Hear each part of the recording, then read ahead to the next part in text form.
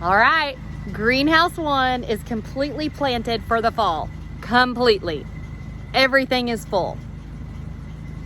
The fan is on because it is like 6,000% humidity. I love the moisture and I'm so thankful for it. I also am sweating a lot. So, you're welcome. Let's take a look. So, these first, okay, so I showed you before, all of this is potatoes. So these tubs, until you get to the double back there, I'll show you those too. They're all potatoes. That's the red potatoes that I bought from Twin Cities Produce that were, do they call it going to seed or sprouting or spudding? Or they have grown eyes? I don't know, words. So whatever you call them, they were ready to be planted. So I did that. And as you can see, like, it's happening. So anyways, it's exciting to me. Okay, so this section here, the first 1, 2, 3, 4, so that would make it 12 pots, are red cabbage. Now I had these seeds already. This is Seeds of Change, red acre cabbage, heirloom seeds, 100% certified organic. I will preface this by saying I have never grown this. There are quite a few things in this greenhouse I have never grown. Welcome to my adventure. So there are 12 of those planted. We'll see how well they do. If they do, I like red cabbage. I have not been able to propagate them. Like when I bought them from the store, I have not been able to propagate them. It's not a skill I have yet. So the next 1, 2, 3, 4, the next 12 are Bellstar broccoli from Botanical Interest. So I like broccoli. I have also never grown it. The next 1, 2, 3, the next 12 are 1 kilo slow bolt cabbage from Botanical Interest. So we'll see. Also, I have never grown cabbage. So, all right, welcome to being a farmer. And then let me move my handy dandy stuff out of the way. I only planted 3 cauliflowers. These are Snowball Y cauliflowers from Botanical Interest. Cauliflowers, is that the plural for cauliflower? Cauliflower. Maybe cauliflower is plural. Stop, words are hard. Maybe cauliflower is actually already plural. Alrighty, well, if someone's an English major, please let me know. So I only planted 3 of those because I have also never grown that and I'm unsure it's going to actually make it inside. We'll see. So that takes care of that part. This over, that is not true. Okay. I was gonna say I'm a liar. I didn't plant those, but I did. So this is the dill that I let go to, here's the deal. I only have jokes. This dill I let go to seed. I will replant it probably in the same bucket. Dill is good to plant around your garden or around wherever you're growing because it's supposed to keep pests away. Now, I did not struggle with pests as much this year. Whether it was because it was a gazillion degrees outside and even the bugs were like, we're out, or dill actually worked, I don't know. But I planted it and I will plant it again. So these are these are the short carrots that I planted. Danver carrots, which are still kind of coming up. They're all, that one's probably ready to pick, but I'm not gonna do it. These are Colorful Mix, Seeds of Change, Colorful Mix carrots, and they're coming up. That's exciting. These are Calliope Carrot Blend from Botanical Interest, and they're coming up. Yay! It's so exciting. The rest of these 3 tubs are more of those red potatoes from the Twin Cities Produce, which was phenomenal to work with, by the way. So if you're ever in Fort Smith, check them out. These right here, I don't know how many there are. There's 17. 17 of these are transplants from my Ace 55 plants. So they're like a slicing tomato. They're smaller than the beef master. That's a cow. Beef steak, whatever tomatoes.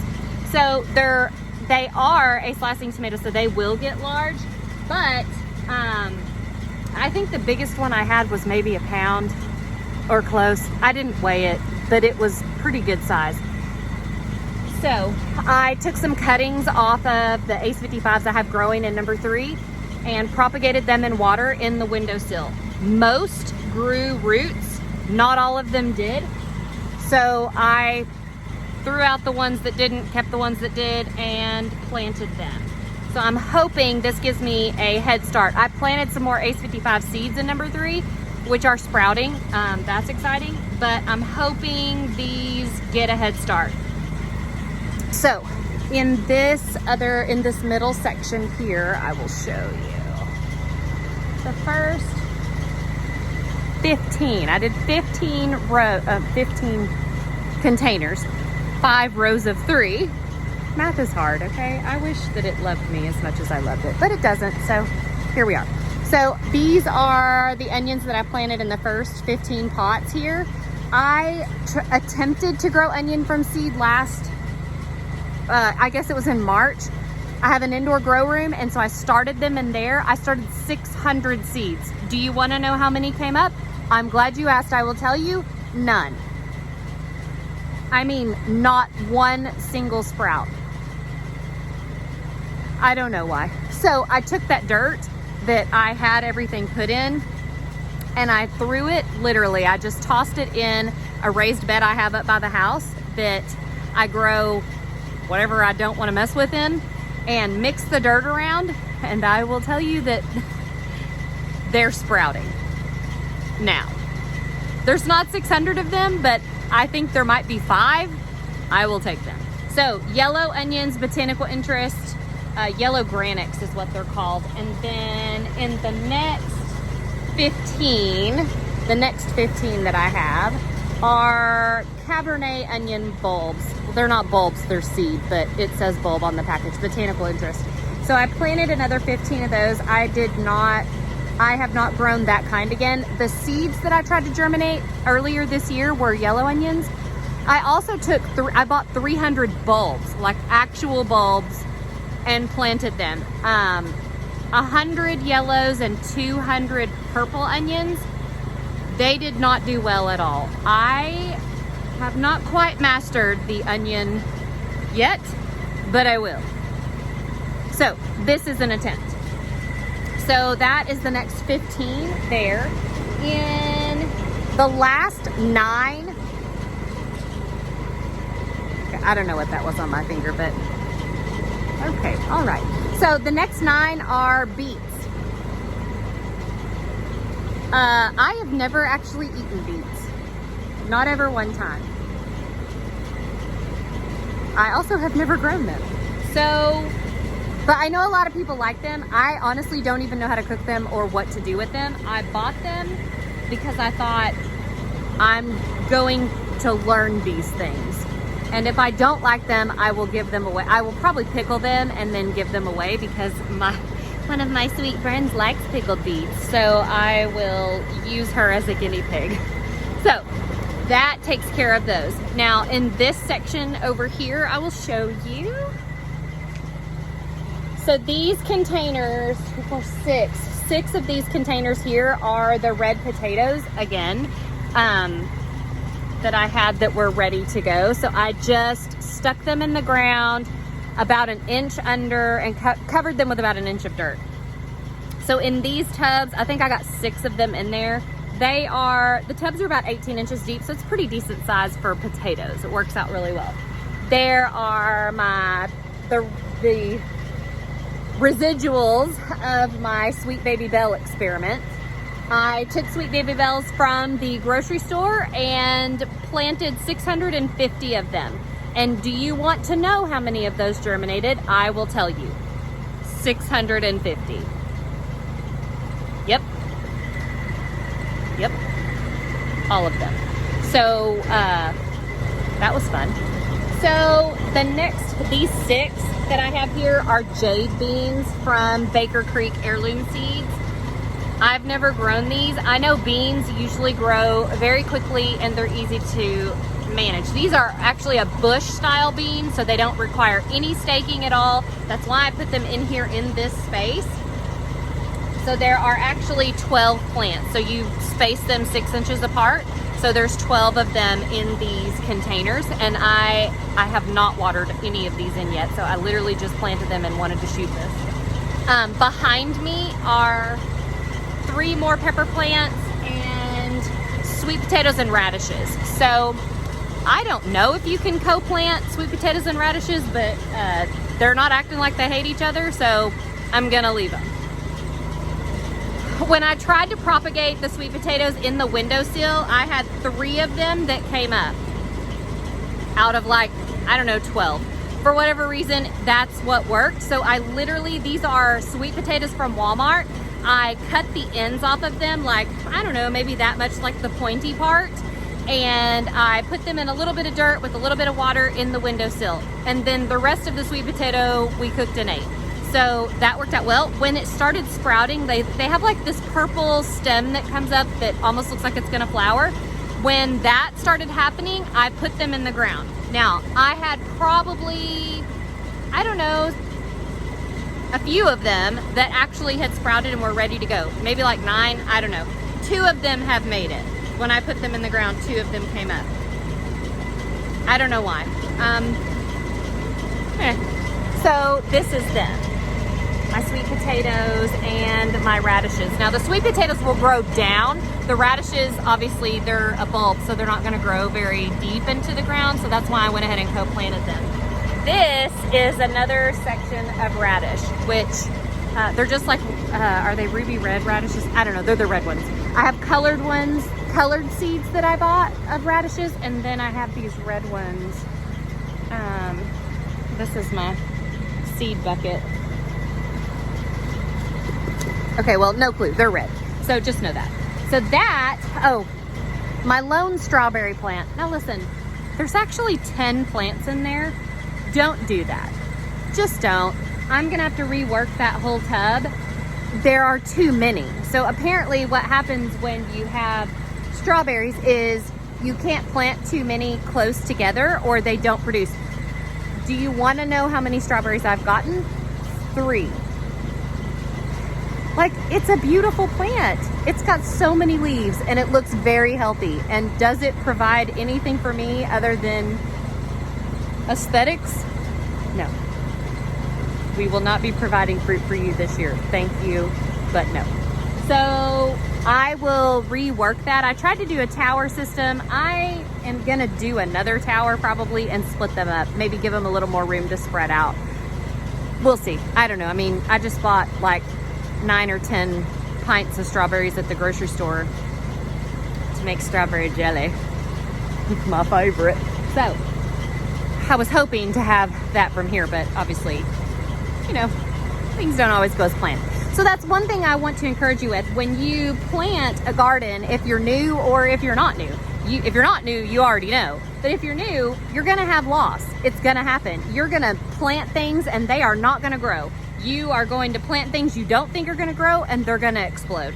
It's just the nature of it. That's part of what's addicting to gardening, is that it's a challenge. It's always challenging. There's something new all the time. Even people, especially this year, since this season has been kind of strange, it feels like we've had weather like this before, but I mean, honestly, I never really paid much attention because I didn't care about, you know, growing food. It feels like this season has been very different. And I've heard a lot of chatter about people being discouraged, their garden's not growing, they've just tilled it under, they're giving up, it's too hot, there's not enough rain, all these things. So here is my encouragement to you. If you need to do that, do it. Take a break, drink some tea, chill out. Whatever it is that you need to do. Gardening does not need to be stressful. Like, there are so many things in your life you can stress about. Planting food is probably you know what? It doesn't need to be one of them, okay? So do what you can. with the knowledge that you have. Is that Maya Angelou? You do the best you can with what you know, and when you know better, you do better. I'm butchering it. That's the Amanda version. So enjoy that. But my point is, don't get discouraged about having some loss. There were things I really wanted to grow that did not. Now, I am not a master gardener. I don't know all the things there is to know. I have some friends, people that I have become friends with that can help me and along my journey, and I encourage you to get some of those. Make friends with your local gardeners. Make friends with your nursery people. Make friends with people on Facebook or any other place that you can socialize over a certain subject to learn. Get a mentor. That is the biggest piece of advice I can offer you, whether it's in relationship, in business, in career, in farming, in help me with my kids, whatever it is in your life. If you find someone, we probably all know people that are a little further ahead than where we currently are. If you want to be at that level and perform at that level in your job, in your whatever, get you a mentor. Find someone that is already there and ask them to pick their brain. How do you do that? I will tell you what's worked for me. I don't know what's going to work for you, but this worked for me. I was given this piece of information by Dr. Wes Sadeh when I worked for him at Total Care. He told me his strategy for people that have mentored him in the past. You find somebody that is at the level that you want to be at, and you request that they meet you for lunch. Can I buy you lunch? I just want to pick your brain for an hour. During that time, you go into that meeting with, I don't care if you have like bullet points written down on a napkin. You go out into that meeting with an agenda. You are there specifically. They are giving you the gift of their time and their wisdom. Steward it well. You go in there with your pointed questions and you ask them, hey, I see that you're at the level that I want to be at. I'm not there yet. Would you please consider meeting with me 3 times for 1 hour each, every week, every other week, whatever. My suggestion is once a week for 3 weeks. That sets a time limit. Number 1, you're respecting their time. Number 2, you're giving an end to the mentorship. This is not a huge commitment of time for most people. They will gladly oblige you.